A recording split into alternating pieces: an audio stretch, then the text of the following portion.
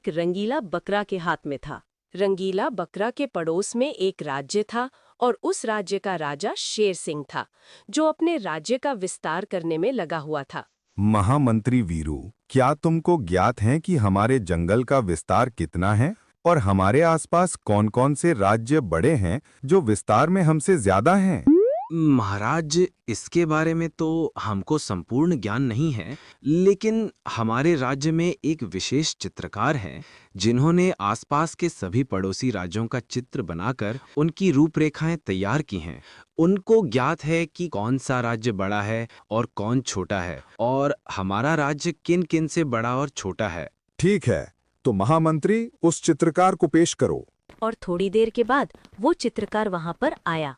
महाराज की जय हो। महाराज, आपने मुझको याद किया। हाँ चित्रकार, तुम ये देखकर बताओ कि हमारे पड़ोसी राज्यों में हमसे बड़ा किन किन का राज्य है और हमारा राज्य किन किन से छोटा है। शीघ्र बताओ। महाराज, हमारे राज्य के आसपास टोटल 7 राज्य है और जिनमें से हमारा राज्य का विस्तार चौथे नंबर का है। हमसे 3 राज्यों का विस्तार अधिक है। कौन कौन से हैं वो 3 राज्य? महाराज, सबसे पहले तो मणिपुर देश आता है, जिसको मणि के नाम से जाना जाता है, और मणिपुर के राजा इस समय भैरव सिंह हैं।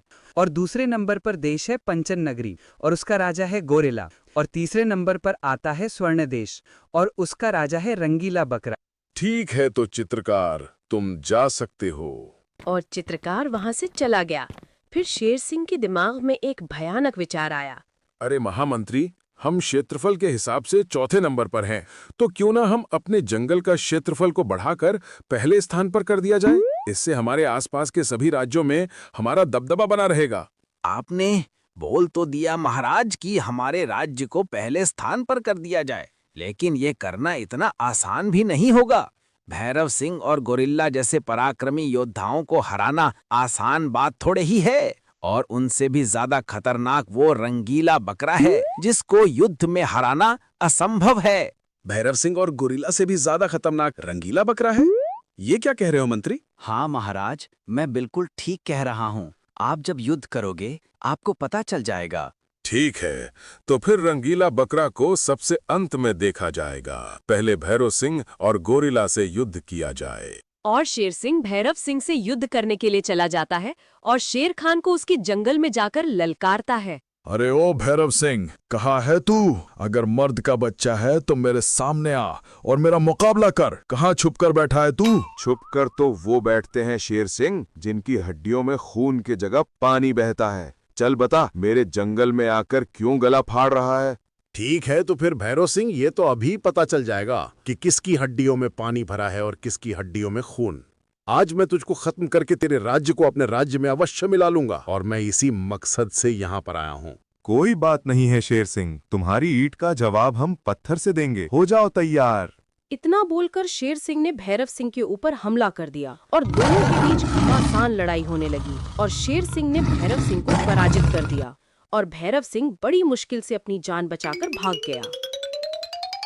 सच में भैरव सिंह की हड्डियों में पानी ही भरा था, तभी तो दुम दबाकर भाग गया। महामंत्री, भैरव सिंह के राज्य को अपने राज्य में मिला लिया जाए। अब गोरिल्ला को देखते हैं। और शेर सिंह बिना थके गोरिल्ला के जंगल में भी पहुंच गया। शेर सिंह, हमको तुम्हारे यहाँ पर आने की पहले ही सूचना मिल चुकी है, इसलिए तुम्हारा स्वागत करने के लिए हम यहाँ पर स्वयं आ गए हैं। अगर अपनी जान की सलामती चाहते हो तो जिस तरह से आए हो सीधे उसी तरह से चले जाओ। गोरिल्ला, यहाँ पर मैं जाने के लिए नहीं आया हूँ, बल्कि तुझको पराजित करके तेरे राज्य को हड़पने के लिए आया हूँ। तैयार हो जा युद्ध के लिए। और इतना बोलकर शेर सिंह ने गोरिल्ला के ऊपर हमला कर दिया और दोनों के बीच भयानक लड़ाई होने लगी और शेर सिंह ने गोरिल्ला को बुरी तरह से मौत के घाट उतार दिया। महामंत्री, गोरिल्ला के राज्य को भी अपने राज्य में मिला लो और अब थोड़ा आराम करने के बाद हम रंगीला बकरा पर हमला करेंगे। इन 2 लड़ाइयों में हम काफी थक गए हैं। और जैसे ही इस बात की सूचना मल्लिका गुप्तचर ने रंगीला बकरा को दी, महाराज की जय हो। महाराज, हमारे जंगल पर संकट मंडरा रहा है। हम जानते हैं मल्लिका गुप्तचर, शेर सिंह ने भैरव सिंह और गोरेला को पराजित करके उनके राज्य को अपने राज्य में मिला लिया है और वो क्षेत्रफल की दृष्टि से अपने राज्य का विस्तार करना चाहता है। अब वो क्षेत्रफल की दृष्टि में दूसरे नंबर पर है और हम प्रथम स्थान पर हैं। वो हमको भी पराजित करके हमारे राज्य को अपने राज्य में मिलाना चाहता है। यही सूचना लेकर आई हो ना तुम? हाँ महाराज, मैं यही खबर लेकर आई थी। लेकिन सच में महाराज, आप तो एक राजा होने के साथ साथ दूरदर्शी भी हो, जो पल पल की खबर रखते हो अपने पड़ोसी राज्यों की और उनमें हो रही सभी घटनाओं की। आप सच में एक महान राजा हो।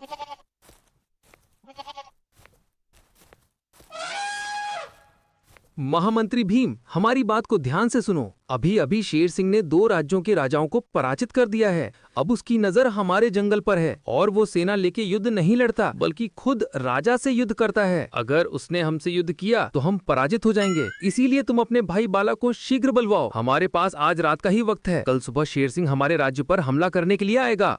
और थोड़ी देर में बाला भी महाराज के दरबार में आ गया।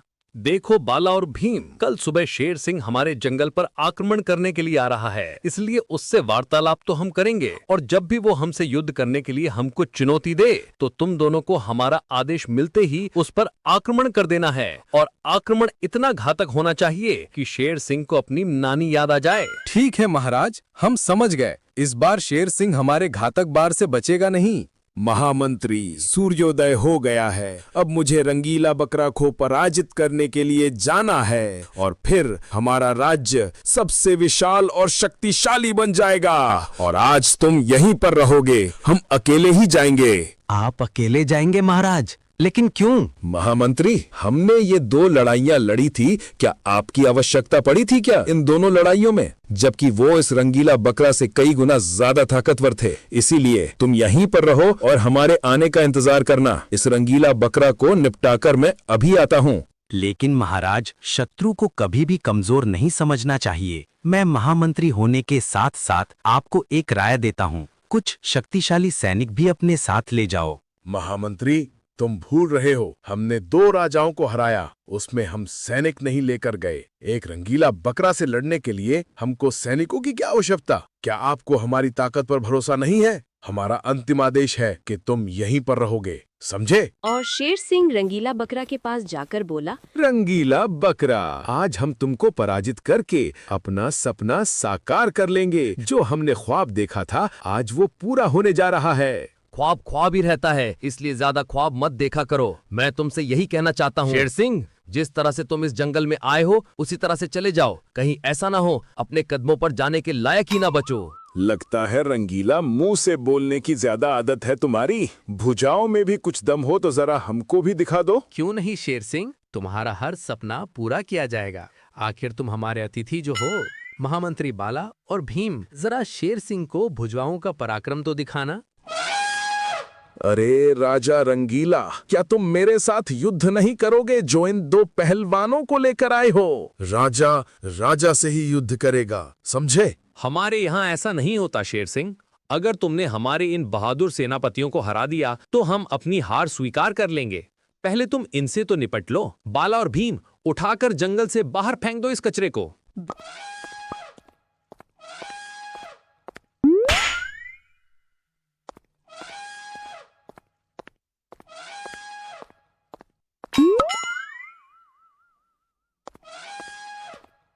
भीम और बाला ने शेर सिंह को लातों से अच्छा सबक सिखा दिया और शेर सिंह अपनी जान बचाकर वहां से भाग गया।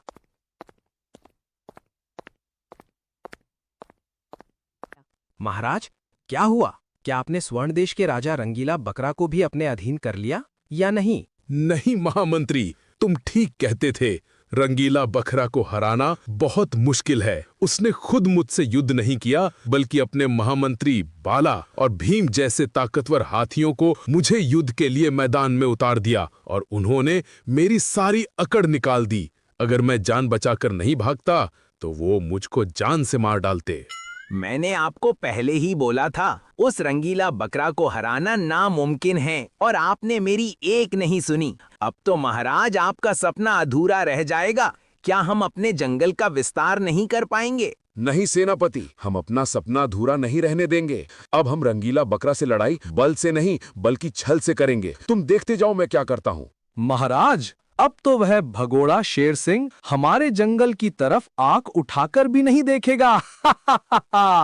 ऐसी बात नहीं है महामंत्री, तुम अभी शेर सिंह को अच्छे से नहीं जानते हो। वो बहुत ही शातिर राजा है, वो इतनी जल्दी हार मानने वाला नहीं है। वो बल से हार गया, हो सकता है वो कल को छल करने पर उतर आए, इसलिए हमको सतर्क रहना होगा। महामंत्री वीरू, हमारे पास एक प्लान है। क्या प्लान है आपका? जरा हमें भी बताओ। क्या उस प्लान से हम रंगीला बकरा को परास्त कर पाएंगे? हाँ, हमारा ये उपाय अवश्य काम करेगा। अब मैं तुमको उपाय बताता हूँ, ध्यान से सुनना। और फिर राजा शेर सिंह ने अपने महामंत्री को अपना प्लान बता दिया और फिर शेर सिंह रंगीला बकरा के जंगल में जाकर एक मेमने को अपना शिकार बना लेता है और उसकी हड्डियों को ले जाकर रंगीला बकरा के घर के सामने डाल देता है और वहाँ से चला जाता है। अरे महामंत्री, हमारे घर के सामने किसने इन हड्डियों को डाला है? लगता है रात को इसका शिकार किया है। कौन हो सकता है जो हमारे जंगल के जानवरों का शिकार कर रहा है और हड्डियों को हमारे दरवाजे पर डाल देता है? पता नहीं महाराज, कौन है? हम इसका शीघ्र पता लगा लेंगे। तभी वहाँ पर उस मेमने की माँ भी आ जाती है। महाराज, मेरा बेटा कल शाम से नहीं मिल रहा है, पता नहीं कहाँ है। महाराज, ये कंकाल तो मेरे बेटे का लग रहा है, ये यहाँ पर कैसे आया? और ऐसे लग रहा है कि इसका रात को ही शिकार किया है। जरूर ये मेरे बेटे का ही होगा। पर महाराज, कौन हो सकता है जो मेरे बेटे को अपना भोजन बना सकता है? आपके राज में तो सब ठीक ठाक था, अचानक ये क्या हो गया? और बकरी दुखी मन से लौट रही होती है। तभी उसको शेर सिंह का महामंत्री वीरू मिल जाता है, जो उस जंगल में आया हुआ था। अरे बकरी, तुम दुखी होकर कहाँ जा रही हो? क्या हुआ तुमको? सब ठीक तो है ना? कुछ भी ठीक नहीं है, मेरे बेटे को किसी ने मार दिया है रात को। रात को तुम्हारे बेटे को किसी ने मार दिया है? क्या तुमने उसकी हड्डियों को ढूंढने की कोशिश की? मिली या नहीं? हाँ मिला, हमारे जंगल के महाराज के घर के सामने पड़ी थी। पता नहीं किसने मार दिया। तुम ऐसी बातें करती हो? किसने मार दिया? क्या जहाँ पर हड्डियाँ मिली हैं वहीं पर किसी ने मारा होगा? अगर तुम्हारे राजा के पास ये हड्डियाँ मिली हैं तो तुम्हारा राजा ने ही उसको मारा होगा और उसका मांस खा गया होगा, हड्डियों को वहीं पर फेंक दिया होगा। पर हमारे महाराज तो शाकाहारी हैं, वो तो मांस नहीं खाते। अरे वक्त बदलते देर नहीं लगती। बकरी बहन कब शाकाहारी से मांसाहारी बन जाए और कांव मांसाहारी से शाकाहारी बन जाए, किसी का क्या भरोसा। हड्डी वहां से मिली है तो तुम्हारा राजा नहीं उनको मारा होगा। वो राजा अब मांसाहारी हो गया है, वो मासूम जानवरों का मांस खाता है। वो मांस खाने वाला रंगीला बकरा है और तुमने मांस खाने वाले को अपना राजा बना रखा है। तो फिर सारे जंगल में ये बात फैल जाती है कि रंगीला बकरा मांस खाता है। अब वो मांस खाने वाला बकरा बन चुका है। महाराज, सारे जंगल में ये बात फैल रही है कि महाराज अब मांस खाते हैं और एक मांस खाने वाला कभी राजा नहीं बन सकता। पूरा जंगल आपके खिलाफ हो गया है। महामंत्री, आप तो जानते हो मैं शुद्ध शाकाहारी हूँ। मैं घास और फल के सिवा कुछ नहीं खाता। तुमको तो सब पता है ना। और कौन है जो जंगल में भ्रम फैला रहा है? रंगीला महाराज, इसमें भ्रम की क्या बात है? पूरा जंगल जानता है तुम अपनी ही प्रजा का मांस खाते हो। क्या एक राजा को ये शोभा देता है? हाँ शेर सिंह, आप ठीक कह रहे हो। ऐसे राजा को तो राजगद्दी को छोड़ देना चाहिए। मेरे बेटे की हड्डियां भी रंगीला महाराज के दरवाजे के सामने पड़ी थी। मेरे बेटे को भी रंगीला बकरा ने ही खाया है। अब किस किस का मुंह बंद करोगे रंगीला बकरा? अब तो तुम इस जंगल से भाग जाओ, वरना मैं तुम्हारी प्रजा के साथ मिलकर तुमको मार दूंगा। क्योंकि मैंने यहाँ की प्रजा से वादा किया है कि मैं प्रजा की हिफाजत करूंगा, अगर वो मुझको राजा बना दे तो। शेर सिंह, तुमको राजा नहीं, तुमको तो किसी सर्कस में होना चाहिए था। तुम्हारी हरकतें जोकर जैसी हैं। पता नहीं तुमको राजा किसने बना दिया। तुमको क्या लगा तुम्हारे इस घटिया प्लान के बारे में हमको पता नहीं है? हम अच्छी तरीके से जानते हैं कि हमारे दरवाजे के सामने वो हड्डियां तुमने ही डाली थी और तुमने ही बकरी के बच्चे को अपना शिकार बनाया था। और तुमने ही उसका मांस खाया और फिर हड्डियों को हमारे दरवाजे पर फेंक गए और हमारी ही जनता को हमारे खिलाफ भड़का दिया। तुम्हारी हिम्मत की तो दाद देनी होगी शेर सिंह, और बहादुर बनकर हमारे ही सामने खड़े हो। पर तुम भूल गए हम राजा हैं। तुम्हारी इस करतूत के बारे में हमको पहले से ही पता था। जहां तुम बल से हार जाते हो वहां पर तुम छल का प्रयोग करते हो। इसमें छल की क्या बात हो गई? पूरा जंगल जानता है कि तुमने ही उस मेमने के मांस खाया था और तुम्हारे ही दरवाजे के सामने उसकी हड्डियां मिली थी। शेर सिंह, तुमने कभी सीसीटीवी कैमरे का नाम सुना है? खैर कोई बात नहीं। आज मैं तुमको बता देता हूँ कि मैं अपने जंगल में जगह जगह सीसीटीवी कैमरे लगाए हुए हैं। एक कैमरा मेरे दरवाजे के ऊपर लगा है जिसमें तुम साफ साफ दिख रहे हो कि उस मेमने की हड्डियां तुमने ही डाली थीं। और दूसरी बात, जहां पर तुमने उस मेमने को शिकार बनाया था वहां पर भी कैमरा लगा हुआ था जिसमें तुम साफ साफ दिख रहे हो। तुमको क्या लगा कि रंगीला बकरा सो रहा है तो उसके जंगल में कुछ भी कर जाओगे? हम तो सो रहे थे, लेकिन हमारे वो सीसीटीवी कैमरे जाग रहे थे और तुम्हारी ये करतूत कमरे में कैद हो गई। देखो शेर सिंह, हम तुमको दिखाते हैं और तुम भी देखो मोहनी बकरी। फिर रंगीला ने सीसीटीवी की वीडियो शेर सिंह और बकरी को दिखा दी। अब बोलो शेर सिंह, क्या कहना चाहोगे? महाराज, मुझे माफ कर दो। मुझे नहीं पता था कि आप इतनी एडवांस हो चुके हो। मैं दोबारा आपके जंगल की तरफ आंख उठाकर भी नहीं देखूंगा। कृपया करके मुझे जीवन दान दे दो। वैसे तुम्हारी हरकत जीवन दान की है तो नहीं, पर तुम हमारे जंगल में हो इसलिए हम तुम पर तरस खाकर तुमको छोड़ते हैं। शीघ्र यहाँ से भाग जाओ अगर अपनी जान की सलामती चाहते हो तो। अगर दोबारा इस जंगल की तरफ आंख उठाकर भी देखा तो समझ लेना हम तुमको सीधा यमराज के पास पहुंचा देंगे। दफा हो जाओ यहाँ से। और शेर सिंह वहां से दुम दबाकर भाग गया। महाराज, आप तो सच में बहुत बहादुर हो। सच में आप जैसा जंगल का राजा हो तो वो जंगल बहुत ही खुशनसीब होता है। प्यारे दोस्तों, इसी तरह की स्टोरी वीडियो देखने के लिए हमारे चैनल को सब्सक्राइब करें, लाइक और कमेंट करना ना भूलें। Thank you.